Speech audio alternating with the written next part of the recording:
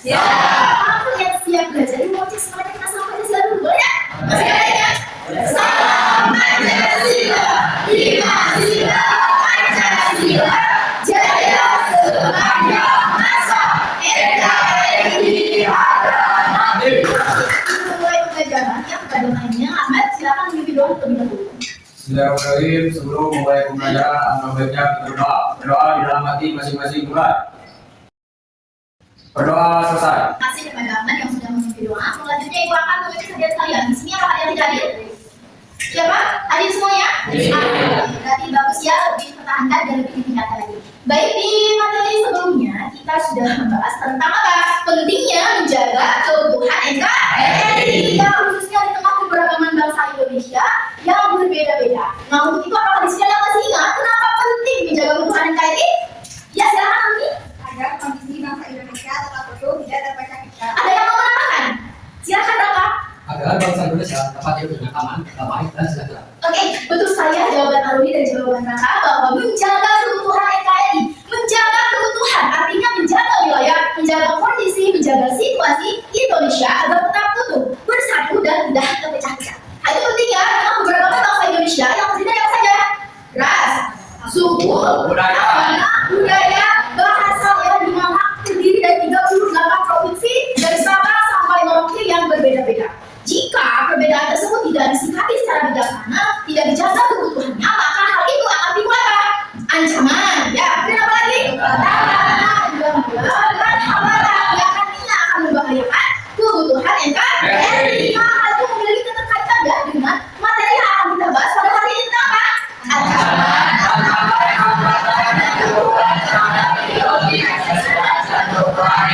Oke, atau kita sebutnya sebagai ATHG ya. Oke, jadi ya kalian ini sangat penting untuk memahami ATHG ini karena nantinya ketika kalian menemukan ya kasus-kasus yang termasuk dalam ATHG ini, kalian bisa ya tidak melaksanakan hal tersebut atau menghindari hal tersebut untuk tidak dilakukan karena nantinya berimplikasi terhadap misalnya bangsa Indonesia yang seharusnya kalian jaga. Nah, untuk itu agar kalian lebih memahami lagi tentang ATHG ya, di sini Ibu memiliki sebuah contoh video tentang penyebaran berita hoax termasuk ATHG ya, karena di era kemajuan teknologi ini pastinya kalian sudah tidak asing lagi dengan adanya penyebaran berita hoax, betul?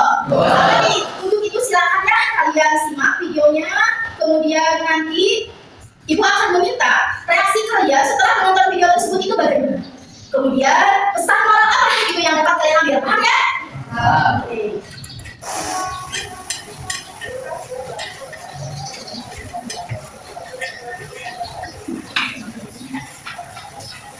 Oke, sudah disimak videonya?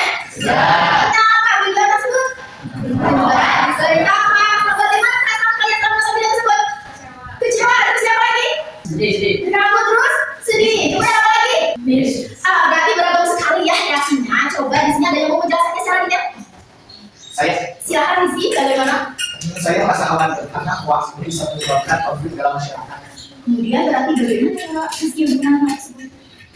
Cara menanganinya itu dengan berhati-hati dalam menyebarkan informasi dan bijak untuk mengecek fakta yang ada. Berarti pesan moral apa yang dapat Rizky ambil? Pesan moral dari sana, sebagai pengguna media sosial kita harus bijak dan bertanggung jawab. Oke, tepuk tangan dari Rizky. Oke, berarti semua sudah paham ya mengenai dampak dari adanya penyebaran berita hoax ini atau salah satu yang menjadi contoh ATHG ya dalam kehidupan sehari-hari. Nah, berdasarkan hal itu apakah di sini pernah melihat penyebaran berita hoax? Pernah. Seperti apa saja? Video cuplikannya dipotong-potong yang dapat menimbulkan reaksi yang provokasi dari masyarakat. Oke, jadi bagus sekali Julia. Kemudian apa lagi? Ada lagi? Ya silakan Tisha, bagaimana? Tentang bencana alam yang ada dari waktu lalu. Oke, berarti kenapa ada penyebaran berita hoax di media sosial? Kenapa? Siapa yang menjawab? Karena apa? Karena penggunaan?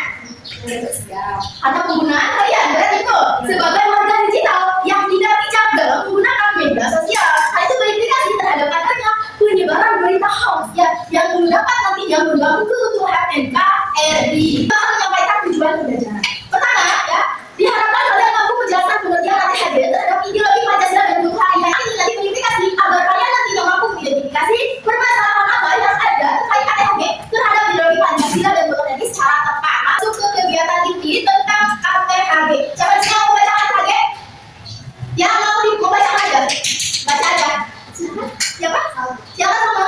ATHG adalah berbagai hal yang dapat mengganggu stabilitas dan kerukunan negara. Betul sekali ya bahwa ATHG berarti ATHG ini merupakan sesuatu yang suatu situasi, kondisi atau yang menjadi penghalang keutuhan NKRI yang dapat mengganggu stabilitas dan keamanan negara. Nah, hal itu bisa datang dari dalam negeri maupun dari luar negeri, ya, di mana hal itu nantinya akan menjadi sesuatu hal yang menjadi rintangan penghalang keutuhan NKRI yang seharusnya dijaga, gitu ya. Nah, meskipun ATHG ini terdiri dari 4 istilah mengenai ancaman. Nah, meskipun keempat hal ini adalah sama-sama yang menjadi penghalang keutuhan NKRI yang seharusnya dijaga, tapi tempatnya dapat dibedakan. Nah, untuk itu, Ibu mohon coba buka buku paketnya semua, ya. Silakan buka halaman 119 bab 4 tentang menjaga keutuhan NKRI. Ada semua? Di sana ada pengertian tentang ancaman, tantangan, hambatan, dan gangguan. Silakan kalian baca. Tarik garis besarnya apa? Kemudian silakan kalian pahami, gitu ya. Berwaktu, ya. 5 menit. Silakan untuk kalian mulai membaca. Apakah sudah dibaca semuanya? Ya. Mengenai tentang pengertian apa saja? Oke, berarti kita akan membahasnya satu persatu. Jadi kita masuk ke pembahasan tentang ancaman. Yang pertama, ancaman ini adalah sesuatu yang sifatnya mengancam. Mengancam apa itu? Mengancam keutuhan, kedaulatan bangsa Indonesia yang seharusnya dijaga dalam internalisasi utuhnya NKRI ya, dalam internalisasi apa? Bineka Tunggal Ika. Artinya apa? Oke, ancaman ini bisa datang dari militer maupun non militer. Jika ancaman ini misalnya dari militer, dan itu sebagai kekuatan bersenjata yang perang, dipakai apa senjatanya? Nuklir. Berapa ini? Dan muda. Dan sedangkan ini non militer adalah datangnya dari bidang kehidupan masyarakat sehari-hari, misalnya dalam bidang ideologi, politik, ekonomi, sosial, dan teknologi. Kemudian yang kedua adalah tantangan. Tantangan ini ada masanya tidak selalu bersifat negatif. Ada masanya tantangan justru menjadi peluangnya yang dapat membawa masyarakat Indonesia agar bisa setara dengan bangsa-bangsa lainnya. Misal seperti apa tadi? Adanya kemajuan teknologi dan sekarang kita bisa mencari informasi secara mudah, betul? Bisa berinteraksi dengan sesama antar berbagai daerah, betul?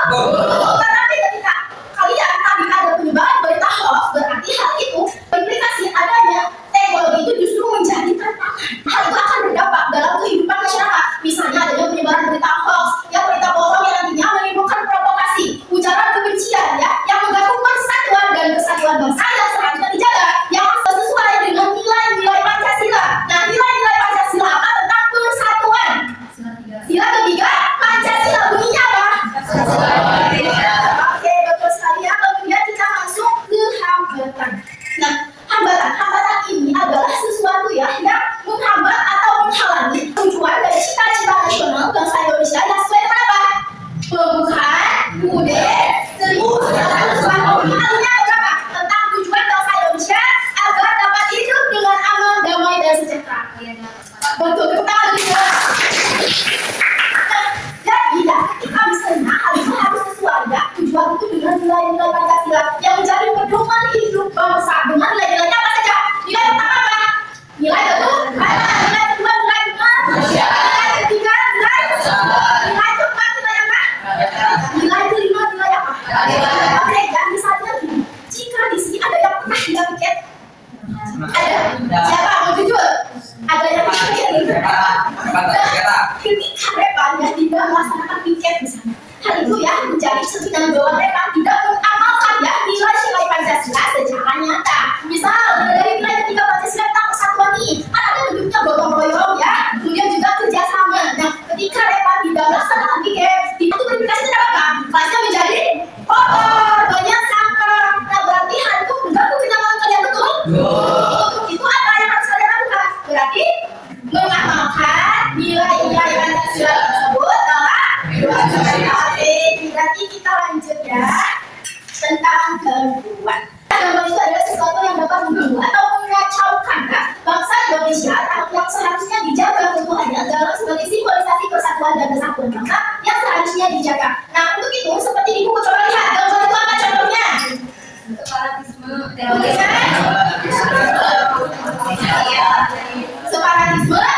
terorisme. Nah ya, jadi gangguan ini datangnya itu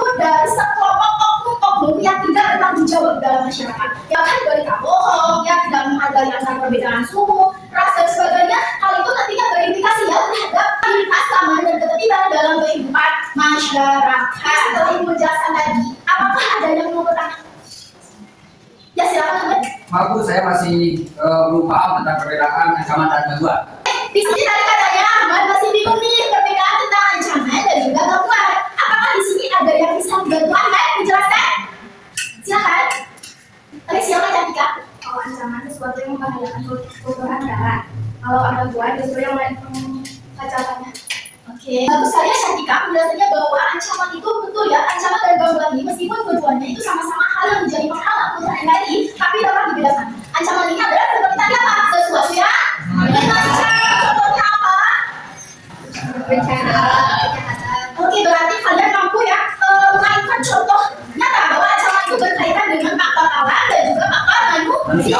Yang artinya, misalnya bencana alam ini tidak segera dilaksanakan penanganannya terhadap wilayah-wilayah yang terdampak misalnya. Nah, hal itu nantinya berimplikasi terhadap stabilitas keutuhan dan keselamatan bangsa Indonesia itu sendiri. Namun ya, ini misalnya kalau gangguan ini kan sesuatu yang dapat mengancamkan. Nah, datangnya itu dan apa tadi siapa?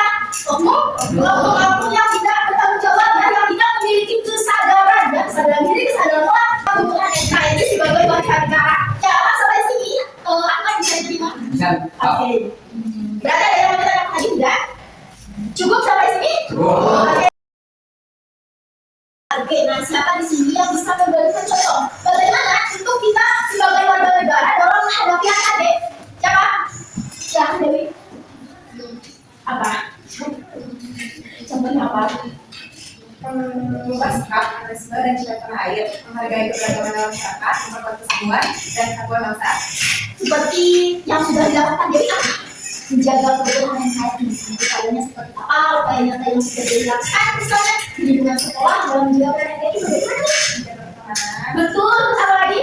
menjaga silaturahmi dengan lawan jenis. Ya, boleh. Kemudian apa? Berarti maksudnya berteman tanpa membedakan. Nah, berarti hal itu kalian juga sudah melaksanakan ya peran kalian dalam menjaga kebutuhan NKRI itu seperti apa dalam menghindari HKG ini. Berarti kalian sudah paham ya? Paham. Oke, berarti kita masuk ke kegiatan diskusi. Kita akan menganalisis sebuah kasus yang nantinya termasuk KTHG ya, misalnya tentang penyebaran berita hoax, kemudian disinformasi bangsa, ujaran kebencian misalnya. Nah, nanti Ibu akan membagikan kalian kelompok menjadi 3 kelompok aja ya sesuai barisan. Nah, itu silakan kalian nanti diskusi bersama kelompoknya terkait kasus apa gitu yang dapat kalian temukan. Kemudian juga kaitkan dengan termasuk KTHG yang mana, misal ini maksudnya termasuk ancaman atau tantangan dan seterusnya. Kemudian untuk kepada pekerjaan Ibu akan membagikan masing-masing kelompok itu LKPD. Nanti di sini kalian bisa ya tulis mengenai kasus-kasus apa yang kalian temukan, kemudian terkait KTHG yang mana, dampaknya apa, kemudian solusinya bagaimana. Untuk penyajian hasil diskusi kalian, Ibu meminta masing-masing kelompok untuk presentasi ke depan. Tapi pelan-pelan aja, ya cuma 2 orang. Boleh? Apakah di sini ada yang mau ditanyakan? Paham semuanya sampai sini? Oke, silakan ya Ibu membagikannya sekarang. Ya, apakah ada yang kesulitan? Coba lihat di sana. Ya, gimana juga? Ini apakah kasusnya sama dengan kelompok lain atau harus berbeda? Oke, kasusnya ini sudah disediakan. Jadi ketika nanti membagikan tiap kelompok itu dengan masing-masing analisis kasus yang berbeda. Ya, ini misalnya contohnya ya, ini ada kelompok 1, misalnya ini ada tentang penyebaran berita hoax dan ujaran kebencian. Kemudian kelompok 2 ini ada menangkap radikalisme di era digital dan kebencian kaum respon untuk menghina suku Sunda. Nah, untuk mengumpulkan informasi ya, ada memudahkan kalian boleh searching yang internet, kalian buka HP-nya tapi digunakan untuk kebutuhan diskusi aja. Paham ya? Semuanya sudah mendapatkan analisis kasus? Oke, Ibu beri waktu ya 35 menit. Silakan kalian diskusi, duduk bersama kelompoknya ya. Dimulai dari sekarang. Apakah di sini yang masih kita? Ada yang mau ditanyakan? Gimana? Bisa? Ya, tapi kan tadi kamu sudah dapat kasus apa? Tentang ujaran kebencian, rasisme, menghina suku Sunda. Nah, kali ini ya kasus ini kalian lihat dengan bentuk KTHG apa yang kalian temukan. Ini misalnya berkaitan dengan ancaman, tapi bentuknya apa? Contohnya bagaimana yang kalian temukan, kemudian dampaknya bagaimana dan solusinya apa yang kalian sudah diskusikan. Paham? Ada lagi? Ada lagi? Tidak cukup? Kalian sudah menganalisis kasus yang diberikan? Silakan diminta ya kepada masing-masing kelompok untuk presentasikan ke depan. Perwakilan aja dari kelompok mana siapa yang presentasi pertama? Kelompok 3. Siapa kelompok 3? Oke,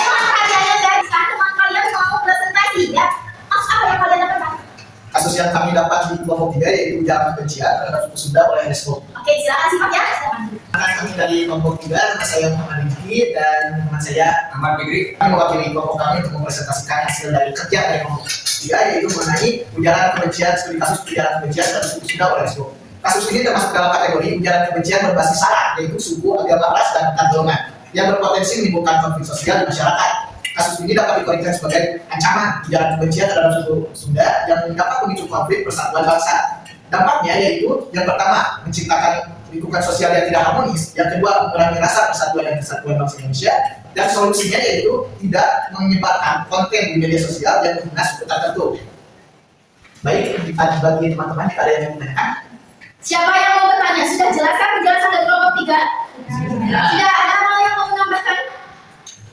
Ada yang mau menambahkan kelompok? Ya silakan kelompok 1 apa? Tolong dijelaskan bagaimana cara kita sebagai pelajar untuk menghindari ujaran kebencian dalam menjalani pendidikan. Nah, kelompok 1 sudah bertanya, silakan menjawab kelompok 3. Baik, terima kasih atas pertanyaannya. Kami akan menjawab. Yaitu sebagai pelajar harus bijak dalam menggunakan media sosial. Bijak bermedia sosial dengan menjaga toleransi agar tidak menyinggung sara. Itu semua sebagai upaya menjaga kondisi Indonesia agar tetap utuh dan tetap bersatu. Ada yang mau menambahkan lagi? Dari kelompok mana? Ya silakan. Perlu adanya penguatan literasi digital seperti bagaimana cara memperoleh informasi yang tepat. Oke, apakah ada yang menambahkan? Sudah cukup? Sudah. Baik, cukup sekian dari kami dari perwakilan kelompok 3. Mengambil kesalahan. Assalamualaikum warahmatullahi wabarakatuh. Terima kasih kepada pihak kelompok yang sudah mempresentasikan hasil siswa kalian. Berarti kalian secara garis besar itu sudah paham ya terkait kasus apa yang terjadi dalam kehidupan sehari-hari. Kalian mampu untuk mengaitkannya dengan proses ATHD yang kita pelajari hari ini ya. Jawaban presentasi dari kelompok 3 sudah benar, kemudian ditanggapi lagi oleh kelompok yang lainnya. Nah, sedikit penegasan dari Ibu ya. Tadi terkait kasus penyebaran tentang berita sara. Ya, ujaran kebencian itu kan datangnya dari kemajuan teknologi ya dalam media sosial misalnya. Nah, ketika hal itu nantinya tidak disikapi secara bijaksana, meskipun kalian sudah diberikan kebebasan ya untuk menjaga keuntungan NDI untuk menyampaikan pendapat di media sosial, tetapi kalian juga harus tahu ada batasannya. Ya, seperti apa? UU IT ya, dimana hal itu merupakan istilah hukum yang harus kalian pahami dalam agar bijak di dalam bermedia sosial. Tapi secara keseluruhan sudah bagus semua. Kita mulai semuanya. Akhirnya tidak terasa kita sudah sampai di kegiatan beruntung kita hari ini. Nah, berdasarkan pembelajaran yang sudah kita laksanakan, apakah di sini ada yang bisa menyampaikan kesimpulan apa itu ATHD? Siapa? Silakan Bibi. ATHD adalah keempat hal yang dapat mengganggu keutuhan bangsa Indonesia yang seharusnya bersatu, utuh, dan tidak terpecah-pecah. Oke, betul sekali ya bahwa ATHD ini merupakan keempat hal yang dapat menghalangi hidup keutuhan NKRI dan seharusnya dijaga dalam internalisasi siapa? Bineka Tunggal Ika. Dan memang itu penting di dalam keberagaman bangsa Indonesia. Seperti apa tadi kasusnya? Ada Kongres Bob ya, di mana itu menjadi contoh nyata bahwa sesuatu hal kasus-kasus yang dapat terjadi itu dimulai dari diri kita. Berarti kita harus memberikan itu kesadaran diri sebagai warga negara yang baik. Oke ya, untuk lebih jelas lagi kita akan melaksanakan latihan. Lalu sesi tanya jawab. Di sana ada gambar media sosial ya. Berdasarkan gambar ini termasuk jenis ATHD yang mana terkait dengan hubungan kita sebagai warga digital ya yang baik dan bertanggung jawab. Yang adanya penyebaran berita saja jawab apa? Kita semuanya akan masuk ke kegiatan refleksi. Ya, jika kalian catat dalam buku satu derajat, kemudian kumpulkan dengan teman yang APD yang sudah diberikan tadi. Baik, mungkin ya hanya itu saja yang dapat Ibu sampaikan. Mohon maaf bila ada kesalahan ya. Mudah-mudahan materi-materi yang sudah kita bahas hari ini yang dilakukan dalam kehidupan sehari-hari ya. Sampai bertemu di pembelajaran kita berikutnya tentang program jalan dalam menjaga keutuhan NKRI. Ibu meminta kepada lainnya untuk menutup kita pembelajaran hari ini. Bismillahirrahmanirrahim. Sudah belajar, sebaiknya kita berdoa. Berdoa adalah masing-masing bulan. Assalamualaikum warahmatullahi wabarakatuh.